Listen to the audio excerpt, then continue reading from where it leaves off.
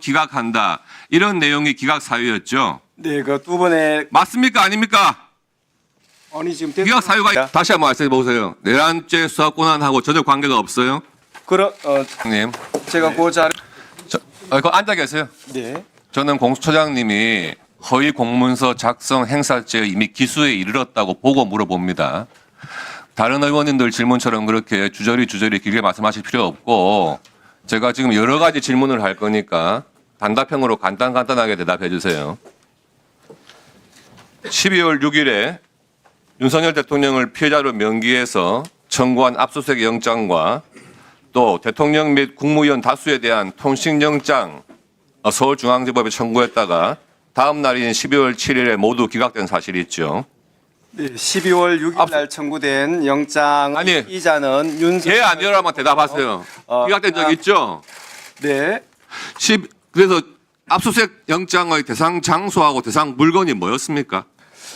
그 당시에 윤석열 대통령 또는 대통령실이나 그다음 대통령 관저는 전혀 포함되어 있지 않았고 지금 박안수 그다음 아니 대상 장소하고 물건 말씀하시라니까. 그다음 그 국회 그다음에 선관위 이런 부분에 대해서 압수수색을 한 것으로 예, 알고 그 있습니다. 12월 8일에도 윤석열 대통령에 대한 압수수색 영장과 통신영장 서울중앙지법에 청구했다가 또 기각된 사실이 있죠. 그때도 마찬가지로 피의자로 윤석열 대통령이 피의자들 중에 한 사람으로 들어가 있는 것은 맞지만 피의자 윤석열 기각됐죠. 대통령을 압수수색 대상으로 또 대통령 관저나 대통령실을 압수수색 대상으로 하지는 않았습니다. 그러면 12월 6일 날 청구했던 영장과 12월 8일 날 청구했던 영장의 압수수색 대상 장소와 대상 물건이 동일했습니까?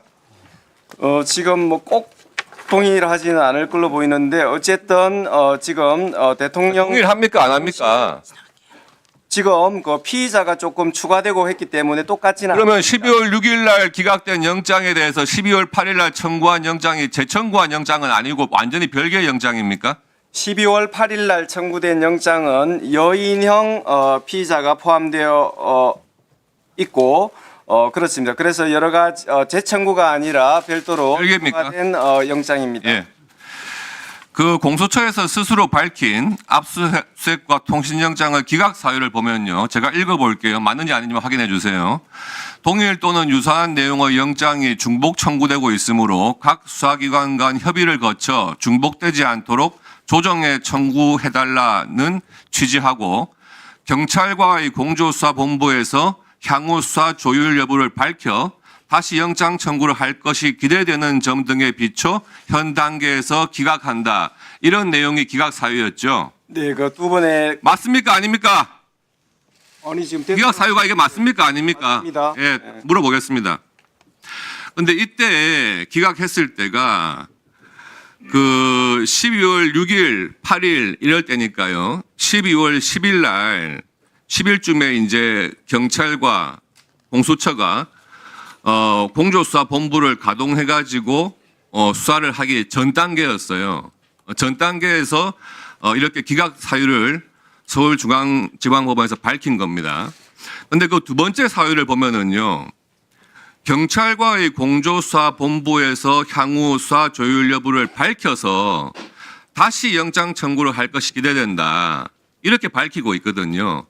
당시에는 공수처의 대통령의 내란죄에 대한 수사 권한이 과연 있느냐에 대해서 당연히 의문이 들고 있었고 경찰만이 대통령에 대한 내란 수사 권한이 있다 해서 지금 공조수사본부를 꾸려가지고 수사를 할 것이다. 이렇게 지금 진행되고 있던 상황이었어요. 그러니까 서울중앙지법에서 기각할 때 당연히 이런 문구가 들어가는 겁니다. 공수처에 대해서 이 맥락 그대로 보면은 대통령의 내란죄에 대한 수사 권한이 없다. 이렇게 읽히는 거 아닙니까? 다시 물어보겠습니다. 법원에서 공수처 물어볼게요. 내란죄 수사권이 없다는 부분 끝나고 입장을 이야기하세요. 없습니다. 12월 20일에 그 서울 동부지법에 김용현 전 국방장관에 대해서 체포영장 청구했다가 기각된 사실이 있죠. 네. 이 김용현 전 국방장관은 12월 10일 날 벌써 검찰이 청구해가지고 서울중앙지법에서 발부된 구속영장에 의해서 구속이 된 상태였습니다. 네. 그래서 동부 구치소에 있었기 때문에 12월 20일 날 김용현 전 장관에 대해서 체포영장 청구를 동부지법에 한 거 아닙니까? 피의자의 현재지를 찾아서 그렇죠. 홍보법원에 갔습니다. 그런데 이 영장도 기각이 됐어요. 그런데 구속돼 있는 사람에 대해서 체포영장을 했다는 거는 그 구속된 피해자가 출석을 거부하기 때문에 체포영장을 한 거 아니겠습니까? 맞습니까? 예. 그런데 통상적으로 이런 경우에는 대부분 체포영장이 발부가 되죠. 그런데 이 구속돼 있는 사람을 소환 조사하기 위해서 청구한 체포영장까지도 기각이 됐단 말이에요. 서울동부지법에서. 그 기각 사유가 뭐였습니까? 뭐 지금 정확하게 기억하지는 못하는데 뭐 내란죄 수사권이 없다는 그런 부분하고는 전혀 관계 없는 부분입니다. 다시 한번 말씀해 보세요. 내란죄 수사 권한하고 전혀 관계가 없어요? 제가 그 자료를 지금 출석 요구에 응하지 아니하거나 응하지 아니할 우려가 있다고 단정하기 어렵고 이 사건 피의 사실의 내용 수사 진행 경위 등을 고려해서 기각한다 그런 취지입니다. 그런데 이 기각 사유를 왜 검찰에 송치하면서 기각 사유 부분을 가리고 송치를 했습니까? 뭐 저희들은 뭐 가리고 뭐 그런 적은 없습니다. 뭐 그런 부분 뭐 복사하면서 그런 행위가 있는지는 모르겠지만 기록을 지금 송부하면서 특정 부분을 가린 적은 전혀 없는 걸로 알고 있습니다. 12월 6일과 8일에 압수수색 영장과 통신영장 청구했다가 기각된 그 영장에 대해서 서부지법에 체포영장과 수색영장 청구할 때 기록에 다 첨부를 했습니까? 당연합니다. 저희들이 여러 가지 그 답변을 통해서 그런 부분 충분히 말씀드렸는데 계속 의혹을 제기하시는데 그런 부분 다 포함해가지고 영장 청구한 거 맞습니다. 그러면 검찰에 송치하실 때 이 6일과 8일의 영장 이런 부분에 대해서 다 첨부해가지고 사건 송치하신 건 맞습니까? 의원님 당연합니다. 예. 알겠습니다.